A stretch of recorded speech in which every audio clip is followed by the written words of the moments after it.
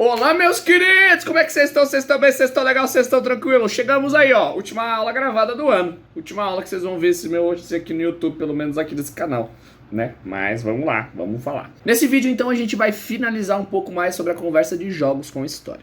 Então vamos lá, em 1962, alguns anos antes do homem pisar na Lua ainda, um homem dentro da NASA lá, dentro da MIT, do Instituto de Tecnologia de Massachusetts, estava com um computador ligado e começou a reprogramar aquele computador para um jogo que foi conhecido depois como Space War, que é aquele joguinho que você é uma navinha e você vai controlando ela usando a gravidade.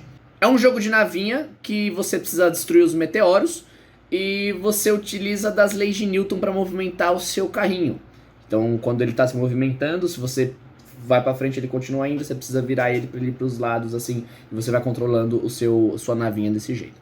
E os jogos foram surgindo a partir daí. Chegou o Ping Pong, aquele joguinho de dar telinho de um lado pro outro. Mais pra frente a Atari chegou vendendo jogos para videogames pra jogar em casa. Depois os fliperamas vieram aumentando e melhorando. Só que existia um problema. Todos os jogos criados até então eram jogos de pontuação, onde você tinha provavelmente uma nave. Então, um dos mais tops de todos é aquele joguinho da nave que ficava atirando assim, Space Raider, eu acho o nome do jogo.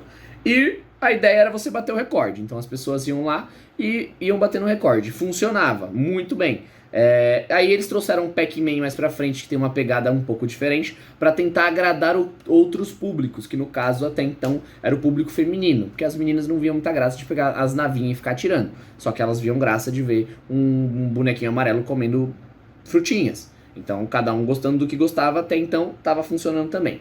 Porém, a indústria do game quase faliu e quase não deu certo, porque os jogos estavam ficando sem graça. Foi daí que surgiu a ideia de se criar jogos com história, onde você é um personagem e precisa ir seguindo a história nessa pegada meio que filme. Então você que gosta de assistir filme ia gostar muito de jogar um jogo onde você é o personagem principal. Então o Super Mario veio com essa ideia de você salvar a princesa e alguns diálogos, mas nada muito profundo, nada muito profundo.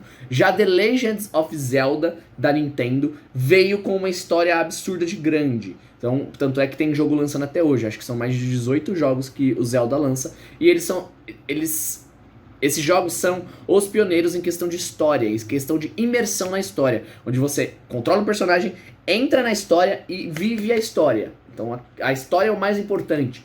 A jogabilidade é legal, mas a história faz parte daquilo. Então a gente pode falar que a evolução dos jogos foi acontecendo e a gente chegou à conclusão que existem dois tipos de modo história. Sendo eles o modo história, onde a história fica em primeiro plano, e o modo história, onde a história fica em segundo plano.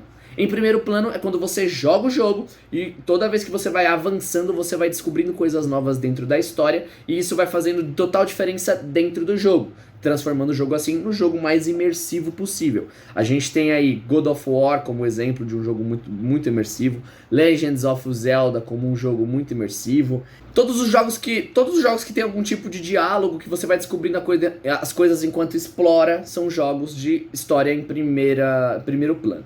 E a gente chegou à conclusão que existem jogos em segundo plano, com histórias em segundo plano, que são jogos onde existe uma história dentro do jogo, mas a jogabilidade não tem muito a ver com o que eu estou fazendo. A gente tem, por exemplo, Overwatch, que é um jogo da Blizzard de FPS, onde você tem um personagem, ele tem o seu poder específico, e o seu objetivo é ou roubar a bandeira, ou levar uma carga até um lugar. E é isso, não existe uma história, não existe uma evolução, uma campanha. A gente pode chamar assim uma campanha que vai te levar até o final do jogo. Você pode ir jogando porque é um jogo online. Mas existe uma história por trás do jogo. Aquele personagem que você escolheu tem um passado, vai ter um futuro, ele é daquele jeito por causa das coisas que aconteceram, ele tem afinidade com outros personagens dentro do jogo. Isso é o jogo em segundo plano. Fortnite também é um jogo onde a história fica em segundo plano.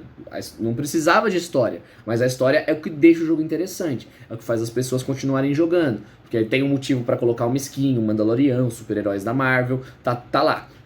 Avengers, que é um jogo que tá lançando agora, os Homem-Aranha, também são jogos em primeira pessoa, não em segunda pessoa, em primeiro plano, são jogos em primeiro plano, não em segundo plano. Por isso que faz com que seja tão interessante jogar. Uma outra coisa também, um outro tipo de jogo com história que é muito imersivo, existem muitos jogos com história, como existem outros jogos que também não tem. Existem jogos de FPS com história como Call of Duty, como também tem CS, que é um jogo sem história, que é simplesmente terrorista contra terrorista e pronto. Rocket League é um jogo sem história, ele é um jogo arcade totalmente sem história. Então, vai do gosto da pessoa, vai do que as pessoas gostam, mas jogos com história são muito imersivos. Os jogos com história te fazem querer jogar pra você saber o que vai acontecer. Assassin's Creed, que é uma franquia também muito longa, muito boa, também traz essa pegada de jogos com história, onde você vai evoluindo seu personagem e descobrindo coisas dentro da história. É um mundo aberto super interessante. Witcher, entre muitos outros joguinhos, muitos joguinhos.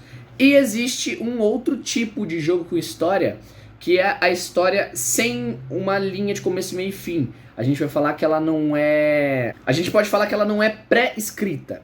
O que isso significa? Existem jogos que você começa, precisa fazer isso, aquilo, chega no chefão, acabou o jogo, sobe os créditos. Show! Só que existem jogos onde a sua escolha vão modificar a história do jogo pra frente. Então tudo que você fizer vai modificar aonde o jogo vai terminar. O jogo tem vários finais. Então pode ser que você termine logo no início, tipo jogando só umas 3 horas, como pode ser que você termine jogando umas 8 horas, dependendo das escolhas que você tem. Isso torna o jogo com história ainda mais imersivo, porque você controla totalmente as ações e as escolhas do seu personagem. Você não tá lá só pra controlar ele depois que ele tomou uma decisão. Não, você toma essa decisão.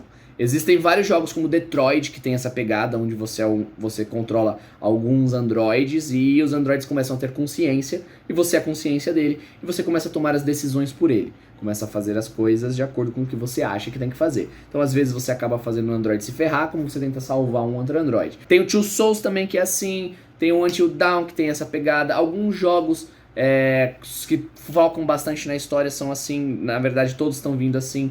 Heavy Rain, que também é de investigação, é assim. Se você perder alguma coisa no meio do jogo, você não vai conseguir resolver o caso no final. É um jogo muito interessante, é um jogo muito legal também. Jogos com história fazem parte da história, fez com que o videogame sobrevivesse. Quando começou a ter os jogos com história, inclusive jogos de escolha, já surgiram desde a época aí de 1980, 1970 e pouco.